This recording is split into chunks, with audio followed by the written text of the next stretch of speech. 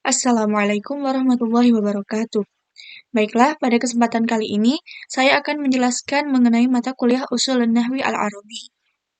Nah, usul nahwi merupakan ilmu yang membahas tentang adilah an-nahwiyah ataupun hukum dari nahwu ataupun sumber nahwu yang secara menyeluruh baik dari sisi dalilnya, metode istinbat dalam dalil tersebut, dan juga pengaplikasiannya. Nah, di sini terdapat perbedaan dalam terkait adilah an-nahwiyah tersebut.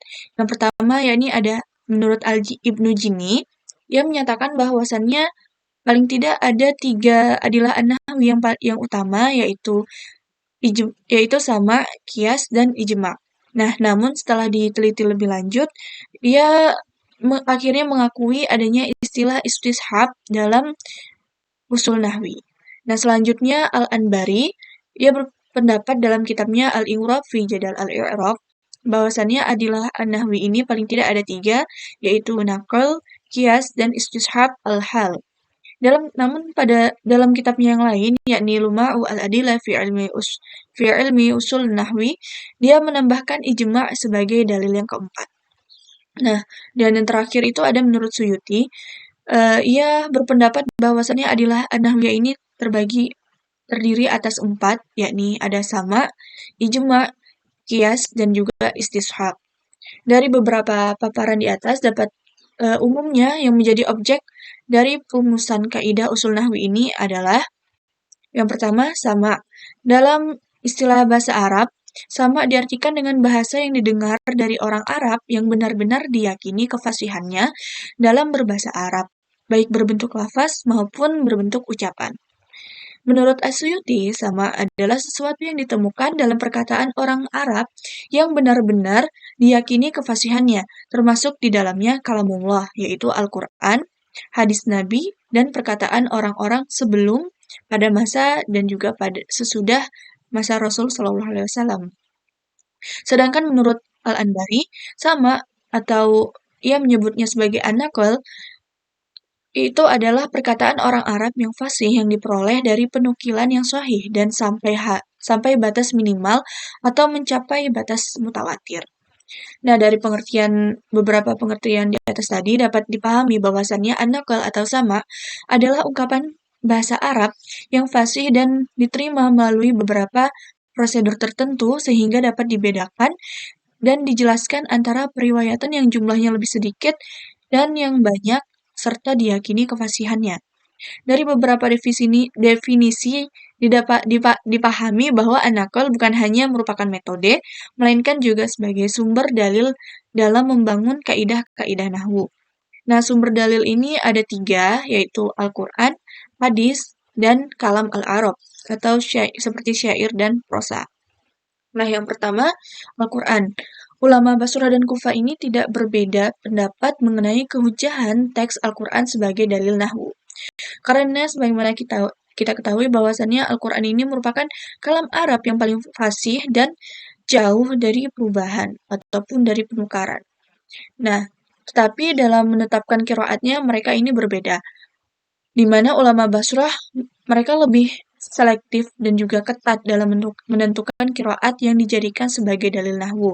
Bahkan mereka hanya menerima qiraat yang mutawatir saja sebagai yang seperti yang sering kita dengar, yakni ada namanya qiraat as-sab'ah. Qiraah sab'ah. Nah, berbeda dengan ulama Kufah yang mereka tidak terlalu ketat dalam masalah qiraat.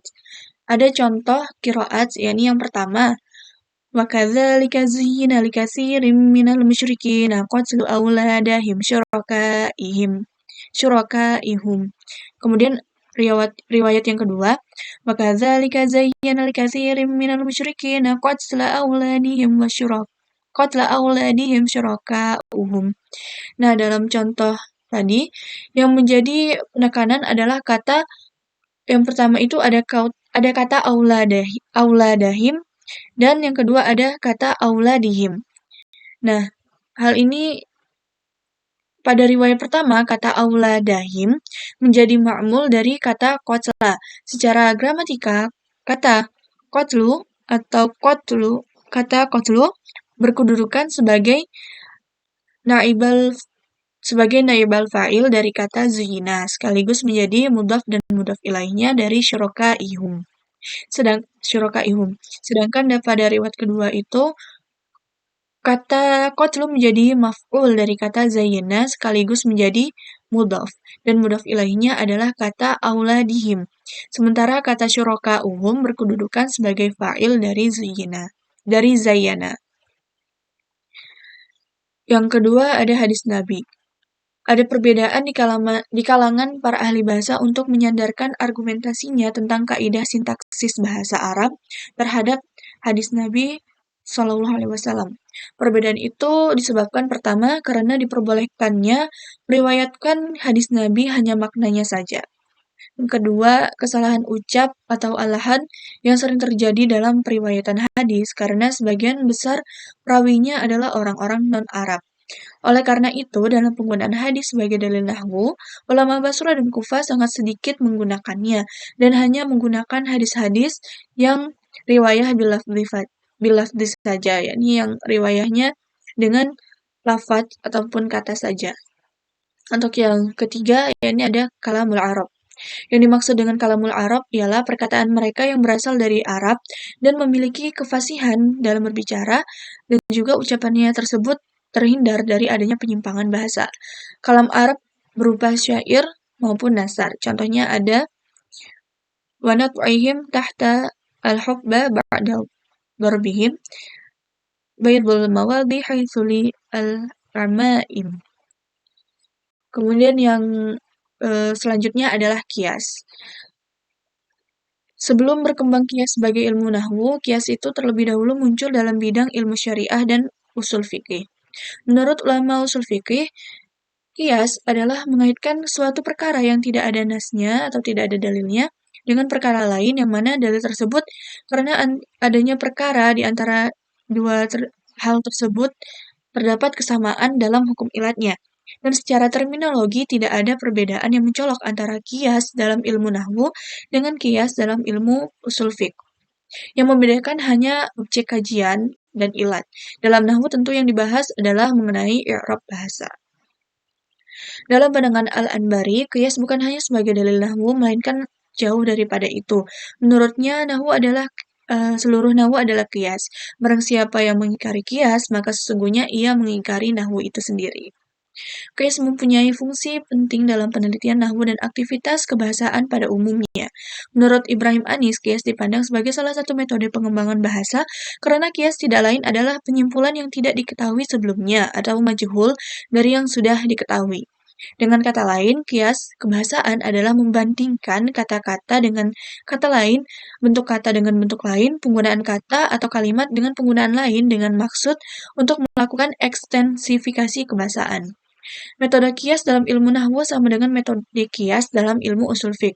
Ia mempunyai 4 syarat, yaitu hukum asal, hukum cabang, dan hukum ilah. Ada 4 yaitu hukum asal atau al-asal, terus hukum cabang atau al-far'u, hukum, dan ilah. Seperti itu. Misalnya dalam menentukan hukum naibul fa'il yang dikiaskan terhadap fa'il, yakni yang pertama menurut al-asal, setiap fa'il itu dibaca rofa atau fathah. Nah, menurut yang kedua al-far'u. Naibul fa'il ini biasanya dibaca rofa atau fathah juga. Nah, dan yang ketiga dibaca rofa. Dan yang ketiga itu al-hukmu. Naibul fa'il harus dibaca rofa. Dan yang keempat nih ya, ada ilah. Keduanya sama-sama sebagai musnad ilaih. Kemudian selanjutnya ijma. Ijma secara etimologi berarti kesepakatan ataupun konsensus. Secara terminologi ijma dalam konteks usul an-nahwi adalah kesepakatan yang terjadi pada ulama-ulama nahwu di dua kota yakni Basra dan Kufah selama tidak ada pertentangan dengan ketetapan nas, teks, dan kias. Yang dimaksud dengan ijma di sini adalah kesepakatan ahli nahwu baik dari kalangan ulama Basra atau Kufah saja atau kesepakatan antara kedua kota tersebut dalam membuat kaidah-kaidah nahwu. Keberadaan ijma sebagai salah satu metode dalam melahirkan kaidah-kaidah nahwu tidak berbeda dengan ijma' yang digagas oleh para fuqaha yang melahirkan keputusan hukum. Misalnya dalam potongan syair terdapat kalimat laula walaulak. Sebagian besar ahli nahwu Bashr mengatakan bahwa dhamir ya dan kaf menempati posisi jar. Berbeda dengan ahli nahwu Kufah, mereka berpendapat bahwa dhamir ya dan kaf ini menempati posisi rafa sebagai mubtada.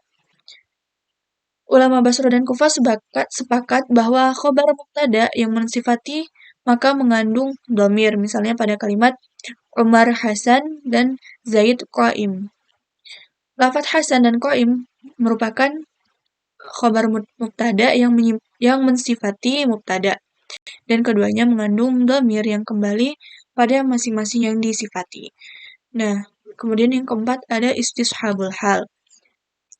Secara sederhana, para ulama fikih memaknai istishab ini dengan tetapnya suatu hukum selama belum ada dalil yang mampu merubahnya.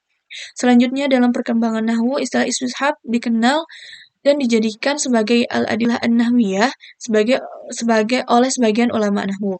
Ada yang memandang bahwa istishab bukan bagian dari dalil nahwu, sebaliknya juga ada yang menganggap bahwa istishab ini merupakan bagian dari dalil nahwu. Misalnya seperti Al-Anbari. Bagi Al-Anbari, istishab adalah bagian dari al-adilah an-nahwiyah yang diyakininya. Tetapi ia sendiri mengungkapkan dasar hukum istishab itu sendiri adalah lemah. Istishab tidak dapat digunakan sebagai dalil nahwu selama masih belum ditemukan dalil lain yang lebih kuat. Nah, istishab adalah metode dalam menetapkan keadaan lafaz sesuai dengan hukum asalnya selama tidak ada dalil yang merubahnya. Misalnya, hukum asal isim adalah mu'rab selama tidak ditemukannya dalil yang menunjukkan kemabniannya. Juga dengan fi'il, hukum asalnya yakni mabni selama tidak ditemukan dalil yang menunjukkan mu'rabannya. Kaidahnya berbunyi, pada dasarnya hukum isim adalah mu'rab kecuali ditemukan satu dalil yang menunjukkan kemabniannya. Dan pada dasarnya hukum fi'il adalah mabni kecuali ditemukan satu dalil yang menunjukkan kemu'rabannya. Kemudian pengaruh usul fiqh terhadap usul nahwi. Jadi dalam usul nahwi ini terdapat pengaruh dari usul fiqh. Meskipun usul fiqh dan usul nahwi ini merupakan dua wilayah keilmuan yang berbeda dan berdiri sendiri, tetapi keduanya ini memiliki hubungan yang sangat erat. Keberadaan keduanya sebagai disiplin keilmuan, prinsip dasar teoritis, dan keeratan hubungan keduanya mengharuskan kita untuk melihat ilmu usul fiqh dan usul nahwi dalam satu kerangka kajian. Istilah usul nahwi dalam banyak hal muncul di kalangan ulama nahwu dan terinspirasi oleh wacana keilmuan yang dikembangkan oleh ulama fikih atau usul fiqh. Ibnu Jinni pada bukunya Al-Khoswais, salah satu buku yang membicarakan tentang usul nahwi, telah menjelaskan hal tersebut. Misalnya ada pengaruh usul fikih terhadap usul nahwi yang sangat jelas terlihat. Paling tidak terlihat dari hubungan antara ilat nahwu dan ilat fikihnya. Menurut Ibnu Jinni, tidak seorang pun ulama Basra dan Kufah yang berlawanan dengan apa yang berkembang di kalangan usul fikih. Ashraf Mahir Mahmud An-Nawaji juga mengemukakan bahwa dalam peristilahan qiyas terlihat pengaruh usul fiqh ini terhadap usul an-nahwi. Misalnya istilah al-illah al-muta'addiyah, al-illah al-mu'assirah, al-illah ghair al-muta'addiyah, al-illah ghair mu'assirah, al-illah al-qasirah, al-illah al-waqifiyah ghair al-jariyah, al-illah al-muwajjahah, dan al-illah al-muwajjabah. Selain itu, dalam kajian usul fikih ada 4 sumber hukum yang disepakati oleh jumhur ulama fikih, yaitu ada Al-Quran, Sunnah, Ijma', dan Qiyas. Dalam kajian usul nahwi, para ulama nahwu, baik yang masuk pada kelompok Basrah maupun Kufah, dan juga Baghdad, mengenal dan menyepakati keempat sumber hukum tersebut. Hanya saja muncul dengan istilah lain dan ditambah dengan orientasi dari pengembangannya. Mahmud Ahmad Nahla mengatakan bahwa ilmu usul fikih adalah ilmu yang paling banyak memberikan pengaruh pada kajian nahwu dibanding ilmu-ilmu lainnya. Nah, hal ini didasarkan adanya bukti yakni pertama, membuka inspirasi dan kecermatan yang menyeluruh terhadap nas-nas yang dijadikan sumber yang kemudian sangat bermanfaat untuk mengkritisi teks tersebut baik dari segi sanad ataupun sumber maupun matannya yang kemudian dipakai sebagai istishhad. Kemudian yang kedua, dalam wacana usul fiqh dikenal kaidah usul fikih dengan konsep maslahah yang terformulisasi dengan kalimat la darur wala darar. Nah, sedangkan dalam wacana usul an-nahwi dikenal dalam kaidah usul nahwi dengan konsep al-faidah yang kemudian formulasikan dalam konsep la khata wala labas. Baik, sekian dari saya. Terima kasih. Wassalamualaikum warahmatullahi wabarakatuh.